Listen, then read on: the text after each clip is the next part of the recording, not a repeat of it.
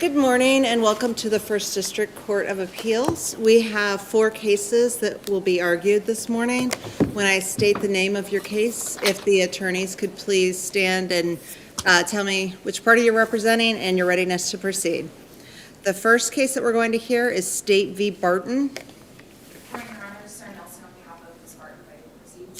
Revolves on behalf of the state. Ready to proceed. Thank you. Next, we have State v. Gloves. Good morning, Your Honors. William Gallagher on behalf of Mr. Grubbs, and I'm prepared to proceed. Morning, Your Honor. John Hill on behalf of the Police State of Ohio. Ready to proceed. Okay, thank you. And next, we have State v. Catherine Snyder.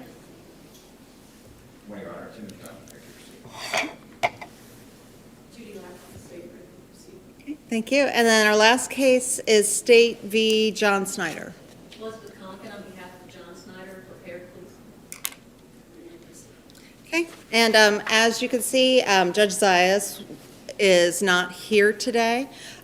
She will be viewing the oral arguments and she will be participating in conference. She just couldn't be here at argument today. All right, so Ms. Nelson, whenever you're ready.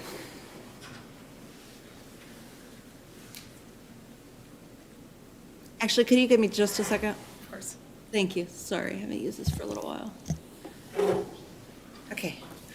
Whenever you're ready, would you like to reserve time? 3 minutes for rebuttal, please. Okay. Good morning, Your Honors. May it please the court. Sarah Nelson again on behalf of Ms. Barton. Good morning, opposing counsel. The issue before the court this morning is whether a warrantless search occurs when a police canine breaks the pane of an open window to sniff inside a vehicle. The trial court denied Ms. Barton's motion to suppress on this issue, finding that a drug dog's instinctive jump into a car does not violate the Fourth Amendment. We're asking this court to reverse that decision on the basis that the instinctive jump rule is inconsistent with United States v. Jones, and further find that a search did occur in this case under that same precedent. Jones held that a Fourth Amendment violation may occur when police do a combination of 2 things. They physically intrude upon a constitutionally protected area in order to find something or obtain information, the intent to find information. In this case, it's our position that when a drug dog is deployed for the purpose of doing an exterior search, that much is fair game in terms of Fourth Amendment scrutiny. But when it breaks the pane of an open window, that is when the drug dog's behavior at the hands of police exceeds the bounds of the Fourth Amendment and constitutes an unreasonable search. That is the physical intrusion under the first part of the Jones trespass analysis, the entering upon the interior. Ms. Nelson, is it your position that a drug-sniffing dog is really the same thing as if a human had put their head in a car? Yes, because the drug dog is an instrumentality of the police. It gets the same treatment as if the police had intruded upon the interior. Okay. The drug dog as a tool, that action of going inside also becomes the intent to find information, because that's the purpose of the drug dog, is to sniff out the illegal contraband. And when it breaks the plane of a constitutionally protected area, that tool at the hands of the police now brings into the purview a Fourth Amendment violation. Okay, and then there was, if I remember correctly, there was a concession at trial that the officers did not encourage the dog to put his head in the car. It wasn't something that the officer did. That's correct. Okay, so it was just simply the dog itself jumping and putting his head in the car. Correct, but I think it's important to remember that the dog was deployed for the purpose of doing that exterior search, what it's allowed to do. But when it's performing that act and it exceeds the bounds by going inside, that's the problem. And it is in previous cases that deal with the instinctual jump rule, when the police officer doesn't actually encourage the jump to enter the vehicle, it's been determined to not be a problem. But all of those cases preceded the Jones trespass analysis. Has there been an intrusion, and was that intrusion done with the intent to find information? Which is why the question that you're getting at, the police encouraging the dog, is sort of not persuasive anymore. We have to deal with the actions that actually occurred in this case. So the fact that the officer didn't necessarily encourage the dog to jump in this case, I think, is irrelevant compared to the Jones analysis and how the Idaho Supreme Court reviewed this same issue in its case in State v. Randall and in State v. Dorff. Okay. Counsel, it seems like a lot, at least for me, turns on whether or not this was instinctual or not. And is my understanding correct that your client conceded that it was instinctual? Yes, that's true. But I think that the instinctual jump rule is sort of outdated at this point because no court has really considered the instinctual jump rule in the context of Jones, other than the Idaho Supreme Court cases that we pointed out to this court, Randall and Dorff. Randall is really instructive when it comes to the specific facts of this case. And what I think is really interesting about that case on the instinctual jump rule, which that court rejected that rule, they said there's nothing instinctual about a dog performing a drug-sniffing activity. And when we consider that concept in light of the Jones analysis, whether or not the dog intruded upon a constitutionally protected space, we're not really concerned about the instinctual jump. We're concerned about, did you actually interfere by intruding upon the interior? That's what happened in this case. A dog so highly trained that it can sniff out the odor of illegal contraband can't equally be trained to not jump into the car. That's sort of the question that the Randall court was grappling with. So they rejected the instinctual jump rule because of Jones and said, we're looking at what actually occurred, the invasion of privacy interest, the piercing the interior, and the fact that the police were deploying that dog for the purpose of finding illegal contraband. And because those two things occurred in the Randall case, they said this is a Fourth Amendment violation under the Jones precedent. And again, rejected the instinctual jump rule, which is what we're asking this court to do today. Is there any other law that found that other than in Idaho? There are federal district court cases that have been teasing out this rule, and I believe I cited at least one that has acknowledged the Randall court's decision. A lot of cases acknowledge, I shouldn't say a lot, there's very few that cite the Randall case. I think it's maybe 10 total. And they come out different ways, but they seemingly consistently acknowledge that Jones changed the landscape of. So just for my, to help my memory here, Jones was the one where the officers put a GPS tracker in a car? On the underbelly of the car, yeah. An exterior intrusion still held to be a Fourth Amendment search. I'm trying to understand how that's similar, though. I mean, one was a human's act, and it putting a GPS tracker on a car is an officer purposely interfering or purposely, reaching out and tracking somebody's vehicle. So I understand that Illinois versus Cabela's was an exterior search, but the language that the court used was pretty broad.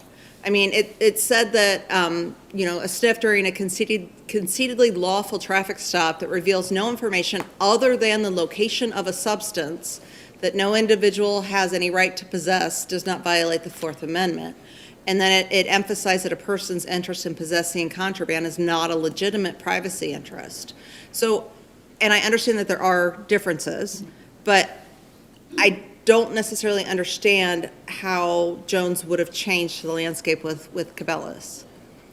So I think Cabela's is important in the extent that it's confined to the exterior of the vehicle. Because although the intention is to find something on the inside, they're doing it by not making contact with the vehicle, but the dog sniffing around the exterior. That's one point to keep in mind, that it was an exterior search that was affirmed as valid. Hardinez dealt with police taking a drug dog onto the curtilage of a home. And similarly, the dog is not crossing the bounds into the home, but is able to sniff from the exterior about what the contents are on the inside. And I know we're dealing with home, it's a little bit different than a car, but the interior of a car is a constitutionally protected space, similar to the interior of the home. The dog crossing the threshold of the curtilage for the purpose of finding information was found to be out of bounds under the Jones property trespass analysis. So we have a combination of cases here that I think counsel in favor of saying that what the police did in this case by taking the drug dog beyond the exterior, or allowing the drug dog to go beyond the exterior, is in violation, drawing from a combination of those three cases. It exceeded the rule that says you're allowed to do exterior searches. It was brought onto the property, by the hands of police, kind of like what happened in Jardinez. And then Jones tells us that we do this trespass analysis about, did you invade a constitutionally protected space, and did you do so with the intent to find information? This isn't a situation where police had a drug dog and they weren't actively engaged in doing a drug sniff and the dog got loose and jumped into the car. Different set of situations. This also isn't a case where police had independent probable cause or reasonable suspicion of potential contraband in the vehicle. All of the probable cause in this case stems from the dog, which is why that specific action needs close scrutiny. And the violation can be found in this case by drawing on the three cases that I just discussed, the Jardinez, the Jones, and the Cabela's case combined. Thank you. You're welcome.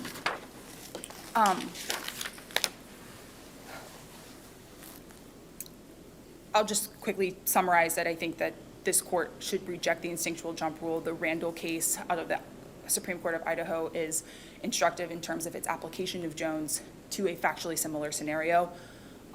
The Randall court was reaffirmed in Idaho as recently as 2023 in Dorf, which dealt with exterior contact of the vehicle. But I think what's important to keep in mind in this case is that we don't have to go that far.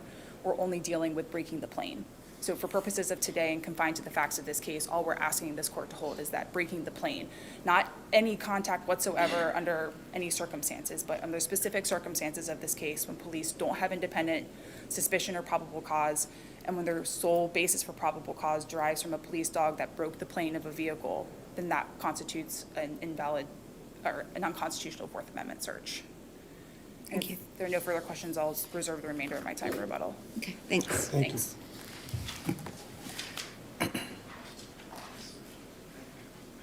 Thank you, may it please the court, opposing counsel.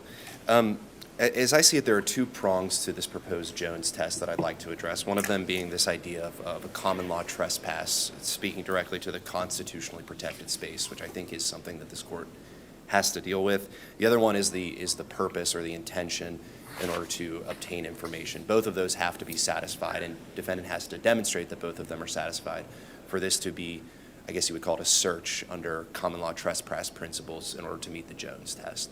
Obviously, I don't know that it's necessarily been conceded, but at least as long as the Katz test is being applied when we're talking about what constitutes a search under the Fourth Amendment being something in which the government violates a reasonable expectation of privacy. Courts across this country have been pretty clear that a sniff, even if the dog were to jump in the car, a dog sniffing for contraband is not violative of those reasonable expectations of privacy, because as Judge Bogg, as you pointed out, you have no reasonable expectation of the smell of contraband in your vehicle. There is a question that you asked in the beginning about, do we treat, for example, a dog differently than a person? And I think the answer has to be yes. In place, the U.S. Supreme Court decided and stated that a dog sniff, because of the way, just the particularities of that, is, I think they called it sui generis. It's a specific of its own type that cannot be compared because it's such a peculiar method of quote-unquote searching. And so I do think there has to be some consideration for that. So what about the argument that your opposing counsel makes that a police dog is an instrumentality of the state? I would agree that a police dog is an instrumentality, but I think when we're talking about what actually occurred here, which is, let's just pretend it was the police officer. If he were to have stuck his head into a break the plane, as they've said, of the car window and smelled marijuana, would that have been a search under the Fourth Amendment? I don't think so. In that case, again, we're dealing with only the smell of contraband, which they don't have a reasonable expectation of privacy to when you're driving a vehicle on a public road. And so under the Katz test, I don't think you'd get there. Then the question has to be, well, did what the police do violate the Jones test? As you can see, and obviously, and at the very least, I know Judge Bach knows that I'm happy to talk about the common law history of the laws existed at 1791 for as long as this court wants. Yeah, I kind of felt like you were missing Bruin cases. I always, Your Honor. But at least from my examination of the common law history as it relates to trespass, I just do not think there is any historical support for this idea that a police dog because it's an animal can trespass to a person's chattel where there is no movement of the property, there's no interaction with the property that causes any sort of damages, especially where, and I think it's been conceded in this case, there's no negligence or purpose on the part of the person who is in control of that animal. All of the law that I've examined and I've presented in our memorandum as it relates to the common law around trespass via armis, which is the original sort of action that could have been brought around the ratification of the Fourth Amendment, to me suggests that in order for a quote-unquote trespass of an animal to be actionable, there had to be, at the very least, some sort of negligence or damage, and obviously neither of those are at issue here. In fact, it's been conceded that there was no intention of the officer, and I think that ultimately I think that speaks to the common sense of our understanding of what a trespass is, both in modern times and at the time of the founding. Counsel, are you suggesting there's no difference between the open-air sniff around the perimeter of the car and the officer or the dog sticking his or its head into the car? There's no distinction? Not as far as under cats, I think the answer to your question is there is no distinction. Courts have, including courts in Ohio, have held that even if a dog were to, of its own volition, obviously, jump fully within the vehicle and begin to search around, there's no search under the meaning of the Fourth Amendment there. But especially under common law trespass, I don't think there's any distinction. So long as the property itself hasn't been moved or harmed or damaged in some way, I don't think that there is any difference between a dog that puts its head into sniff or sniffs on the outside of the vehicle, at least as common law trespass law is concerned. That intrusion itself into that private area is not any of concern, any damage? Not for a vehicle, no. I don't think merely crossing the plane into the vehicle itself would in and of itself constitute a trespass. So the example that I give in my brief is, if, let's say, I'm a police officer, I had pulled you over, and I reach into your car window to retrieve your license or your registration or something like that. Obviously, if I had moved some objects around in the car, maybe that would be considered a trespass under common law. But the mere act of sticking my hand in that window, I do not think under any reasonable interpretation of the Fourth Amendment that in and of itself can be considered a trespass. Because I do not think that a vehicle, one that travels on a public road, is specifically designed for transportation. In that circumstance, is warranted the same kind of constitutional protections as, say, a house. And that's ultimately what the Dorff case that we've been talking about sort of relied on. This idea that you can treat a car exactly like a house in terms of constitutional motions, which I don't think there's any basis to treat those two the same. Essentially, what the Dorff court determined that they basically looked at an examination of history and said, well, if you were to break close, if you were to go on the land of another, that act alone would be enough to be actionable under common law trespass law. And that rationale is flawed for two reasons. One is I don't think that law, nothing in that law suggests that same application can be applied to chattel, to physical property that is not the home. The second one is their reliance on the law in that case was based solely on English common law. They made a determination, well, it's actionable if anyone is on the uninhabited land of another person, no matter what. So any breaking of the plane, we're going to consider that a trespass. However, as I pointed out in my memorandum, under American common law, it was not immediately actionable to simply be on the land that belonged to another. If that land was not enclosed in some way, or if that land was not inhabited in some way, it was not actionable at trespass under American common law. And as the Bruin Court has pointed out, the reliance on only English common law is not enough to make the day when it comes to historical constitutional analysis. But in this case, the car door was shut, the driver refused a search, and why isn't that not closed off like a fenced-in yard? I'm not suggesting that it's like the door itself was closed, the window was opened, and to be frank, I don't know who it was that opened the window. I don't believe it was the officer.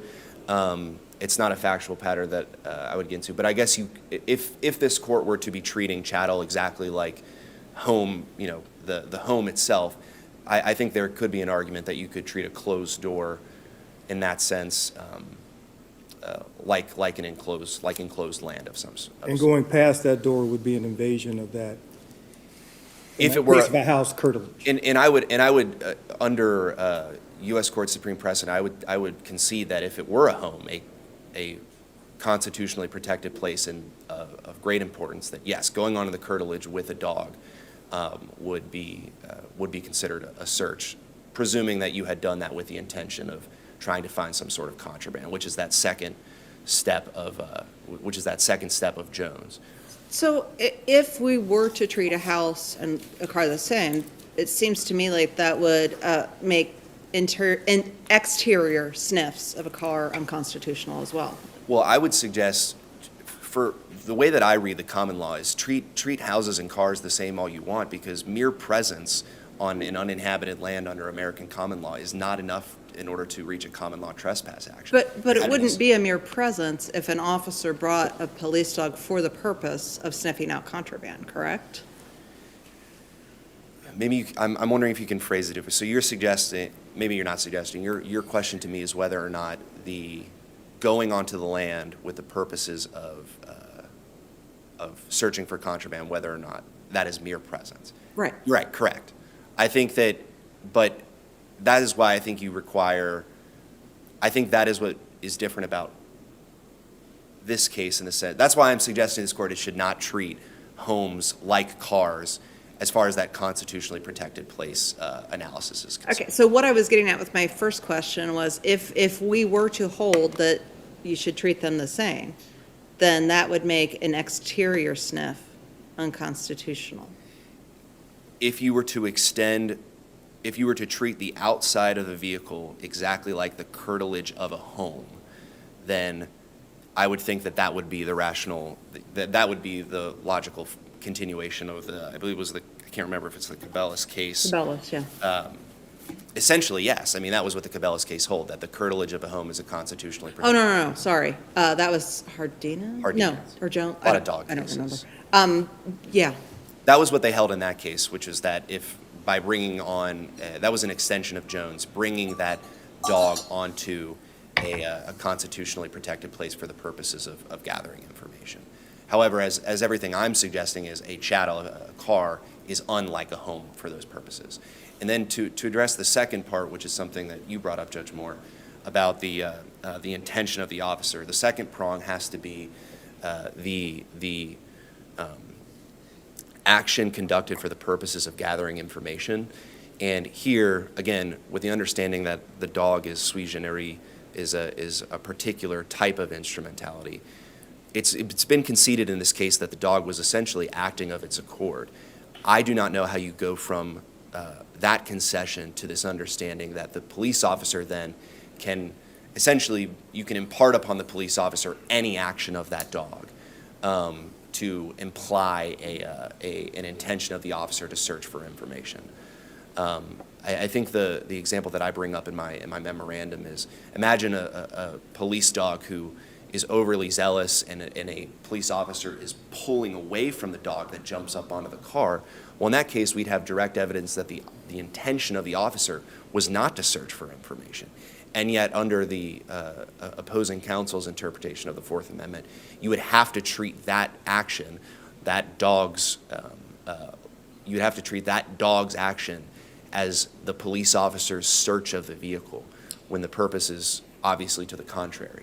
Well, the point's been conceded, but it's something I want to flush out, this idea that the dog was acting instinctively. Sure. And the dog was acting as a result of the training that it received, right? The dog would not necessarily have searched out the drugs without the training that it received from the police, correct? The dog wouldn't be on the scene sniffing the car if it weren't for the police. That's correct. Right. So I guess I'm troubled by this idea of it being instinctual versus training, because the dog was sniffing out what it had been trained to sniff out, correct? What I would suggest to the court that there is a determination that I guess a trial court could make. I think a trial court could look at the circumstances of the dog sniff. Perhaps let's say, for example, the police officer was giving some sort of hidden code or signal to the dog, and the dog was jumping up onto the vehicle in order to do so. I think that would be a factual circumstance, the totality of which the trial court could look at and draw a determination that there maybe was an intention from the officer to use that dog in that way in order to find information. But here the point has been conceded is that's not the case. I guess what I'm suggesting to the court is we're not asking for a holding that eliminates a trial court's ability to determine the intent of the officers, at least as far as the Jones case is concerned. But in this case, that aspect has been conceded. And I appreciate that, but I'm still struggling with this idea that a dog is acting instinctively when it responds to the smell of drugs, when in fact the dog has been trained to act in that manner. I don't think there's any suggestion in the record that this dog was trained to jump up and place its head into the car window in order to search for drugs. But I think specifically to the court's point, this is why I bring up this idea that a dog sniff in and of itself is a particular type of instrumentality. It's not like a GPS where it is in complete, utter control of the officer. And it's for that reason that we have cases like Cabales and like Jones, where we have to consider the particular nature of the dog sniff and square that with the other Fourth Amendment concerns about the reasonable expectation of privacy and the actions of those officers. I see I'm running out of time, and so I'll just highlight to the court that the majority of courts across this country, because of the particular nature of the control of dogs, has focused on, at least as far as the Fourth Amendment is concerned, the intentions of the officers and what can be demonstrated about what the officers themselves did or did not do. It should not, as I think opposing counsel would suggest, rely specifically on the dog and what the dog did as the ceiling or floor of the constitutional violation. I've run out of time, so thank you. Thank you.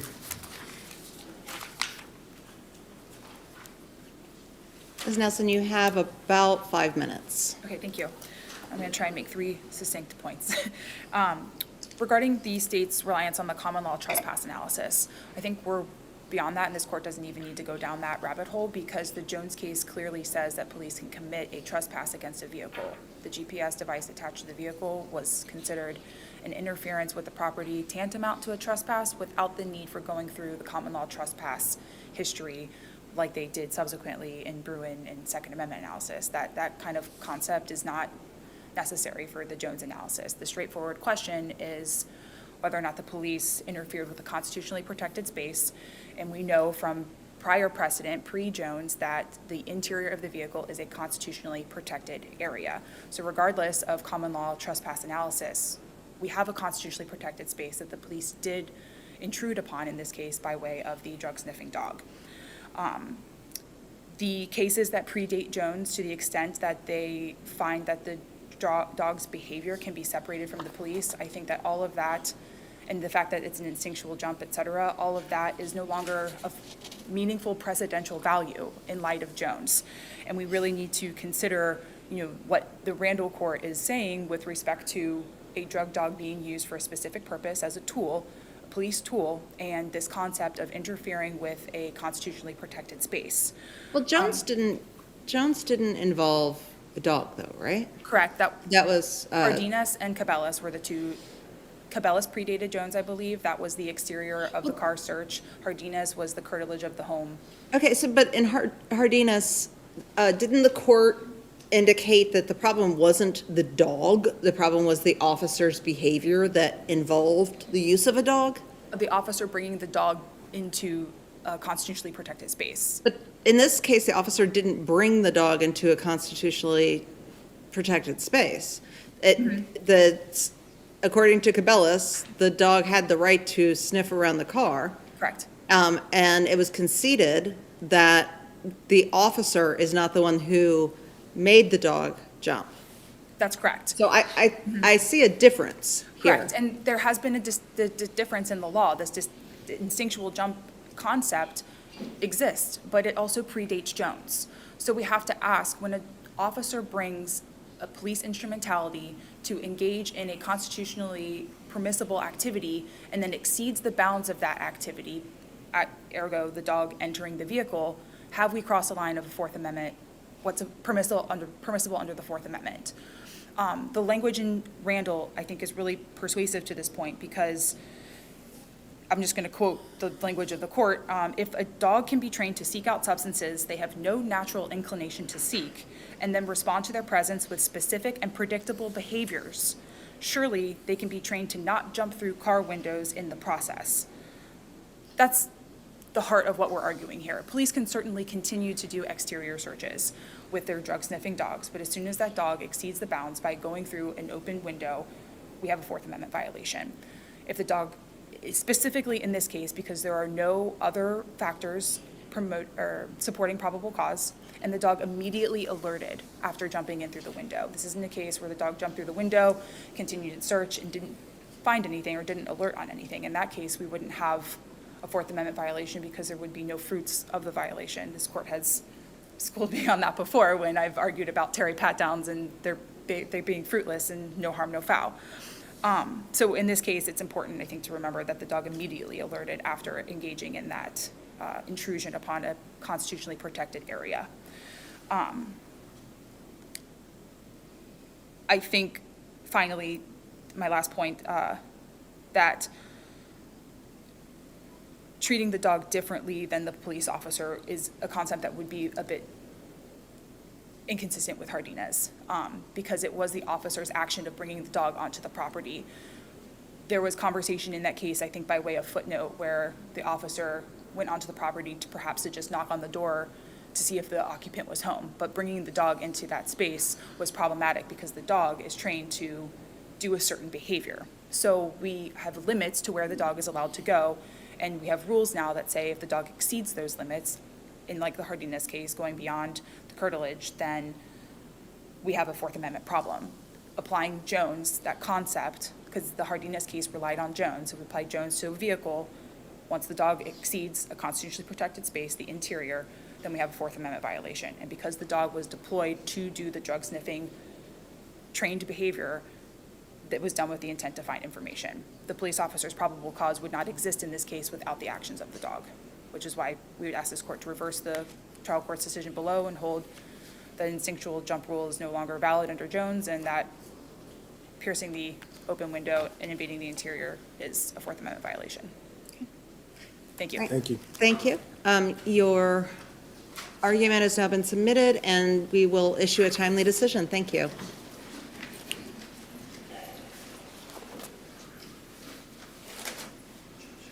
The next case on the docket is State v. Grubbs.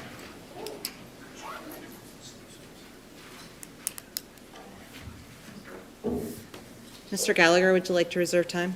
5 minutes if I could. Thank you very much. May it please the court? Mr. Hill. When you couple the ineffective assistance of counsel with the prosecutorial misconduct that occurred in this case, Mr. Grubbs did not get a fair trial. And then with the lack of motive and any direct evidence, really resulted in a manifest injustice, which would require reversal by this court to the trial court for a new trial. If I could, specifically, I'll try and start with the ineffective assistance of counsel because it really sort of occurred in 3 areas. One was not objecting at all to the improper admission of other evidence of guns, which we know under State v. Thomas is absolutely inadmissible. Are you referring to the Facebook photo or the photo of the Facebook? To the items that were found in the house. The prosecution in the murder case decided to introduce evidence of what was recovered in the house, and included other guns. And for that particular evidence, we're reviewing for plain error, correct? Correct, you are. Okay, thank you. In terms of that error, in terms of how it comes in, but in terms of the ineffective assistance of counsel claim, however, and allowing in what has been impermissible under Thomas in a number of other cases, the failure to object in that case by defense counsel clearly was one of the things that you can rely upon to find that he did not receive constitutionally required representation. Then we would move into the failure to object really to the the evidence about Facebook and the cross-examination about retreat, and giving the jury and everyone the idea that Mr. Grubbs had a duty to retreat, asking him whether or not he could have gone inside. Why didn't you just go inside? Why didn't you just, the door was right there. There was a number of lines of questions. Didn't object to that at all. And then the Facebook photo, it's not just a photo though, right? It's also the video and asking him to read the lines from a Kodak Black lyrics. Those things all together clearly were improper first to cross-examine, but clearly improper for that defense counsel to sit on his hands and not object. Counsel, is it necessary to show prejudice as a result of these ineffective actions of counsel? I think there is a prejudice requirement to be shown, and I think when you couple that with basically the fact that each of those things was prosecutorial misconduct as well, right? The prosecutor's office is admitting or seeking the admission of other gun evidence, which is absolutely not permissible. Second, to give the jury the idea that there was a duty to retreat, as well as the Facebook photos, which were nothing more than a character assassination. They weren't meant to impeach anything. The prosecutor, when stated, said that this is to demonstrate who he is. This is who he always is. It was clear that they were attempting to cast him in a bad light. Those are the ineffective assistance. And then in closing argument, you have the defense counsel doing what has been condemned, which is to accept the burden that he does not have. With respect to the gun evidence, didn't your client state that he did not carry a gun? He said he carried a gun on that day because he was fearful of the neighborhood. Yeah, it was only in self-defense, correct. But with respect to the Facebook post, he had made some affirmative statements about using a gun to not just in self-defense, but to, I think the quote was, "I'll be your killer," or some words to that effect. That's not his words. What they put in was the words of a song, not his words. The words of Kodak Black's song. Didn't he say he paraphrased that song? Pardon me? Didn't he say he No. had paraphrased that Kodak Black song? What I'm saying is though, its purpose, however, was for what? First of all, the fact that you carry a gun for any other purpose on any other day doesn't change what happened on the day of this. Why were you carrying a gun that day? The neighborhood. And the funny thing about it was you had the exact same evidence produced by the prosecutor's office of why was the decedent carrying a gun. It's told by Ms. Cox, carry a gun as you go up to the porch because this is a bad neighborhood. The exact same evidence. Why is the decedent carry a gun? Because he's there to buy drugs in a neighborhood where it's dangerous. Mr. Grubbs, why are you carrying a gun on that day, standing out in front of the house on a date because it's a dangerous neighborhood to carry a gun? The exact same evidence. He didn't say anything else in trial. There's nothing to impeach. They didn't even ask him, do you carry a gun for other reasons? If he had said no to that question, if he had said no, the question, do you carry a gun for any other purposes, then we could have an argument about whether or not that video potentially would be impeaching. But that wasn't the purpose for which it was entered. But going back to the question about prejudice, what evidence of actual prejudice exists in the record? Well, I think what you have to do is you have to look at the impact potentially on when you look at the cumulative errors, the question becomes what that is. But it's always been determined to be prejudicial for the closing argument of assuming the burden.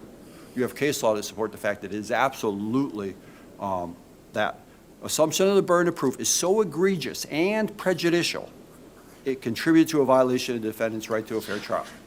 That's a quote from Dean. So you have just in the closing argument alone, the prejudicial effect of assuming a burden of proof that isn't there. And there was no burden at that point because once the trial judge gives the instruction, as said, given the instruction of self-defense, there's no burden left at all. There is no burden. There is nothing for the jury to decide in terms of the defendant's requirements because the trial court has already made that determination that self-defense instruction has gone in, that the defendant has already satisfied the burden of production, not the burden of proof, not the burden of proof. And what Dean also says is that it doesn't matter what the instruction is from the court. It doesn't matter what the instruction later on is in the court. And you couple that then with the prosecutor's closing argument in terms of calling him a drug-dealing thug, which has nothing at all to do with the self-defense.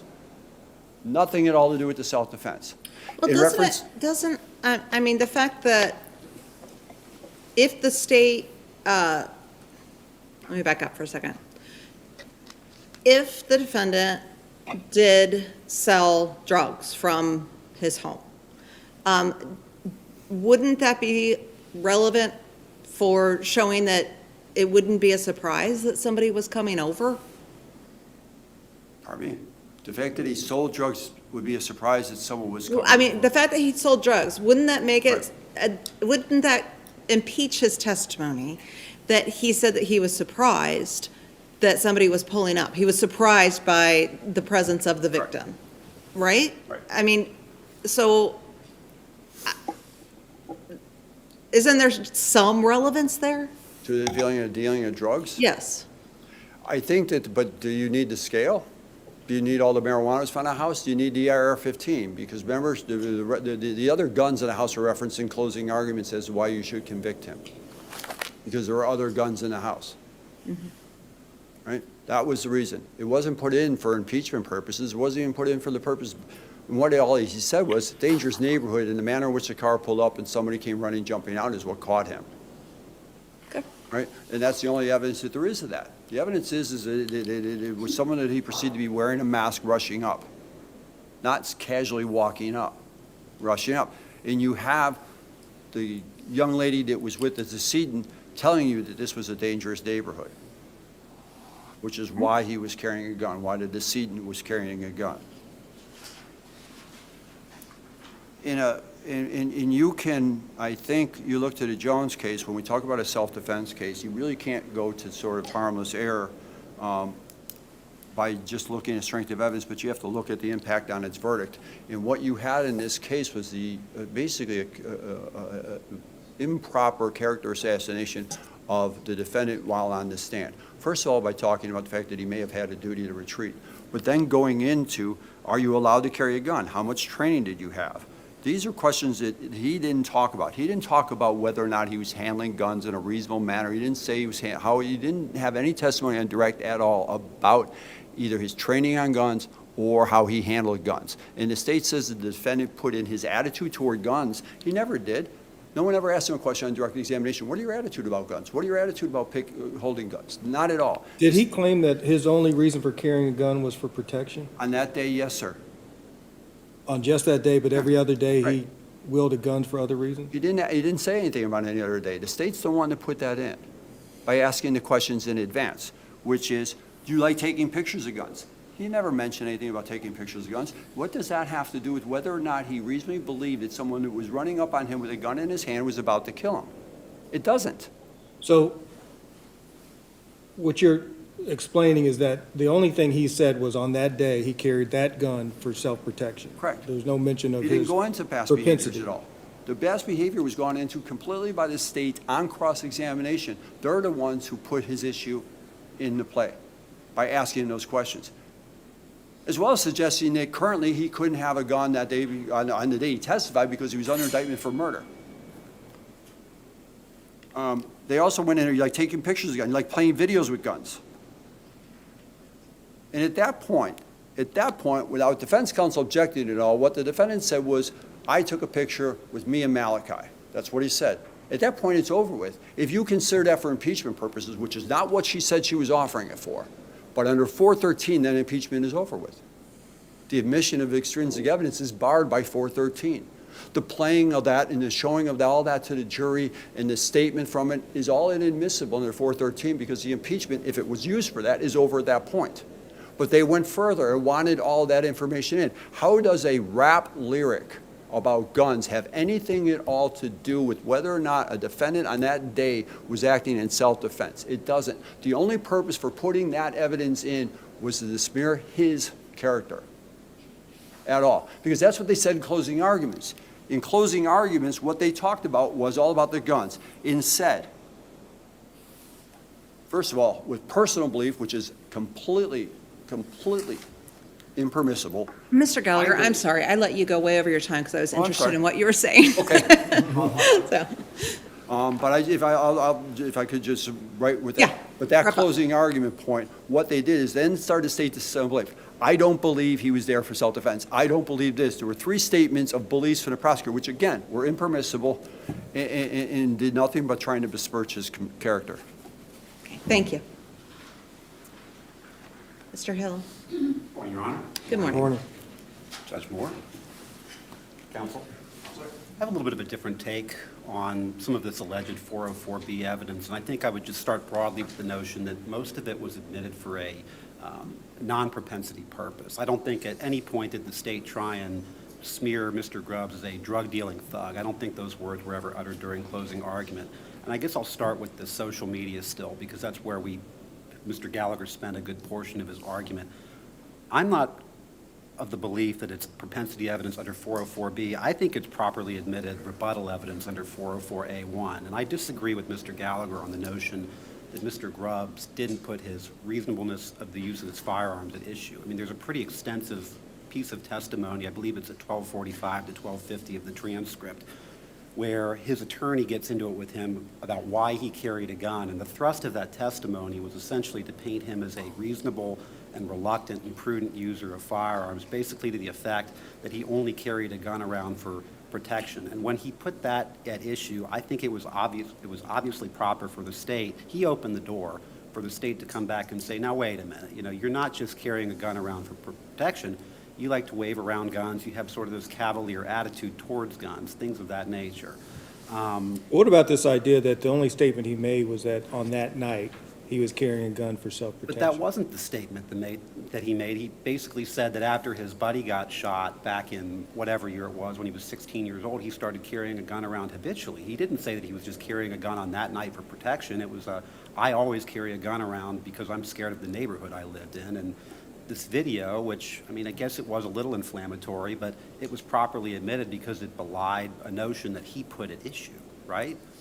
What about this idea, and you said it was a video, so it was actual music playing? I believe what was actually shown was a still, and the lyrics to the video were captioned on the picture. What about this idea of the use of rap lyrics being inherently prejudicial, that jurors have a negative reaction to rap music in particular versus other kinds of music? How does that factor into the prejudicial nature? I don't think the record demonstrates that, and I think any prejudice is negated by the overwhelming evidence of defendant's guilt in this case. I mean, he presented, the only issue at trial was whether he acted in self-defense, right? That was the only issue.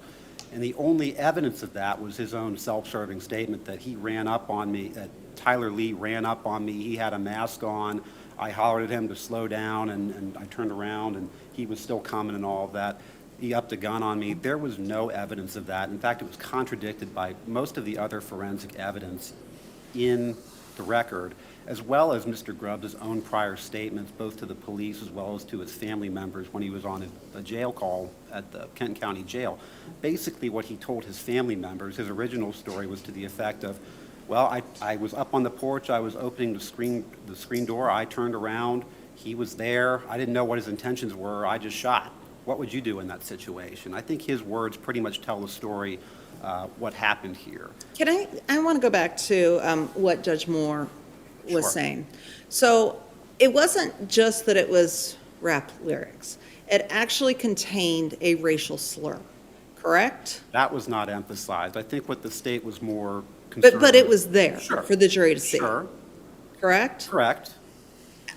What is your best argument to say that that wouldn't be prejudicial? My argument is that any prejudice that would be based on the caption containing that word, it was not emphasized by the state, and any prejudice that stemmed from that was just completely superseded by the overwhelming evidence of his guilt, because the evidence of his guilt was overwhelming. Basically, you got to talk about, when you're talking about self-defense, the reasonableness of his conduct, and his conduct simply was not reasonable if you believe what the state presented, which is that he effectively turned around and shot without asking any questions. And I think the evidence in the record suggests that. Well, he turned around and shot someone who had ran up on him in a bad neighborhood. Is that what the evidence was? Correct, but there was very little evidence about this gun actually being drawn. I mean, just because you run up on somebody doesn't give you license to shoot them. That's objectively unreasonable. There has to be an actual threat, right? I mean, you can't just, if you perceive a threat because someone is just running up on you, especially when I think you got into this, if you're a drug dealer and that you know that people are constantly coming and going, plus you have to take into account the only evidence that Mr. Lee ran up on him was defendant's own testimony, and the jury may just not have credited it. So I just don't believe that the evidence of his guilt was so overwhelming in this case that any prejudice that would stem from the social media still that was mostly emphasized to talk about the reasonableness of his firearms use would negate that. So as far as the elements of self-defense, if I'm understanding you correctly, the element that you're looking at is the reasonableness of his reaction to the perceived danger, correct? Correct. Okay, so, and he testified that the victim had the gun in his hand, is that He correct? testified that Mr. Lee pulled a gun on him. That was completely implausible. But that was the first time he had said that. Right. So when, in the jail calls, In the jail calls, he makes no mention of the gun whatsoever. so he described what happened, but he did not mention the victim having a gun. He didn't even mention the victim running up on him. All he said was basically, I turned around and there he was. And what would you do in that situation? There was no discussion about, him running up on him. There was no discussion of him saying, hey, watch out, man, like he said in his testimony. There were all of these details in his testimony that only materialized in his testimony. The mask being one, the fact that Mr. Lee supposedly had his face masked, that never came up until trial. And the only evidence of a mask on a scene was a face mask discarded out by the sidewalk by the street. So it leads itself to the conclusion that Mr. Grubbs was embellishing his testimony to add details that would prove up his self-defense claim, where his original statements, I believe, are probably more reflective when you take the totality of the circumstances into account of what actually happened. And I think that's what the jury perceived here. A lot of the stuff, the prosecutor didn't emphasize a lot of the stuff about the racially coded language, things like that. The only reason that exhibit came in, it was only after Mr. Grubbs testified, hey, I'm just this cautious user of firearms. I'm scared. I live in a bad neighborhood. That was the only time where the state brought that in. Wouldn't the testimony at trial necessarily be more detailed than conversations he had with relatives on the jailhouse phone? I mean, he's preparing for trial, he's working Sure. with counsel, they're working through the details. There's a distinction there, is there not? Yeah, I think the distinction is that he was coached up, potentially. I mean, none of these details are pretty critical details. If he told the officers,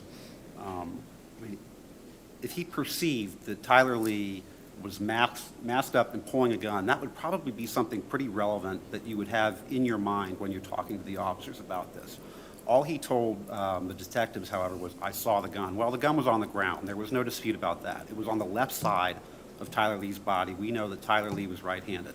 We know from Paige Cox's testimony he was not wearing a mask. The only point at which these details that prove up his self-defense claim materialized were in his testimony. And you say he was coached up. I mean, that's the point of having counsel, to elicit testimony that's going to be helpful to the defense, correct? Sure. And the defendant would not necessarily appreciate the importance of some of these details. I think if someone pulled a gun on you while wearing a mask, you would appreciate that detail relative to a self-defense claim at the time. Which is why he shared it with his counsel. Well, he didn't. All he said to the detectives, without elaborating any further, was it was self-defense. And I'm sorry to interrupt, but I'm not talking about what he shared with the detectives. Sure. I'm talking about what he testified to at trial after being, quote-unquote, coached up by his attorney. Correct. Yeah, but I think that those details are so significant. If someone pulls a gun on you and you are sitting in jail and you're otherwise talking to the police, and I know Mr. Grubbs was reluctant to talk to the police on some level, although he did elaborate a little bit on what he perceived that night.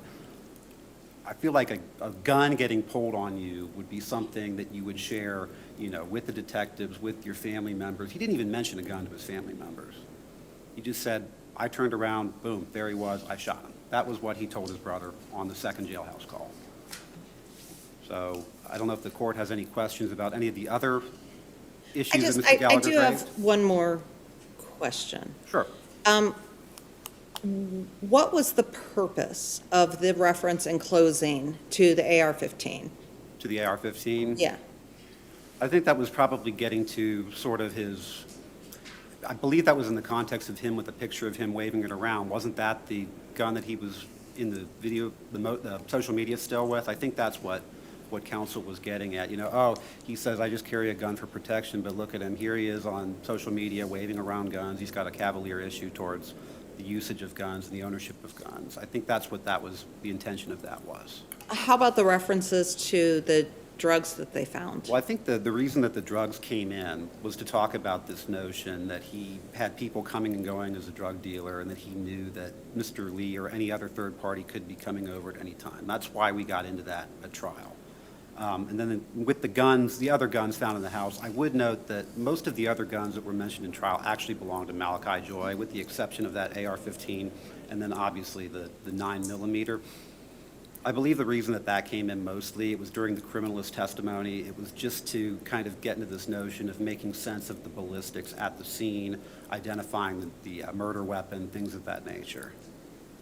So I Thank you. think most of this was non-propensity. I think the prejudice is pretty much negated by the overwhelming evidence that he did not act in self-defense. When you look at the totality of the circumstances, the way that his testimony didn't square with the facts and evidence, the way that his claim that Mr. Lee, who he was by all accounts really good friends with, ran up and pulled a gun on him for no reason makes absolutely no sense.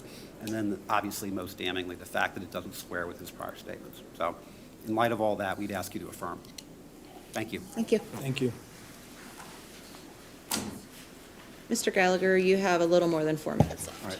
Regardless of ownership, the admission of other weapons, whether you want to look at the Hayter case or you want to look to the Sixth Circuit or you want to look to the Seventh or the 10th, the admission of other weapons in a case where weapons are an issue is inadmissible. It's improper. It's not about ownership.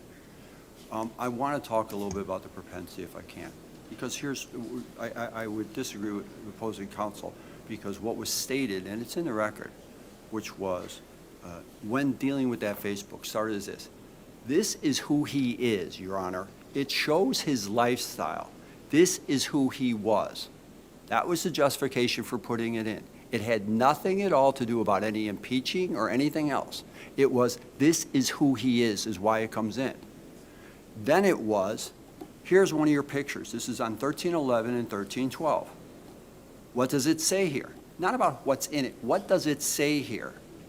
Well, there's a reason you put it on there. We didn't do that. What does this Kodak Black song say? When it says, say, you are my bitch and you got a nigger with asterisks, all right, and a comma, I'm going to be your killer. What does that say, right? Why did you choose that song, right?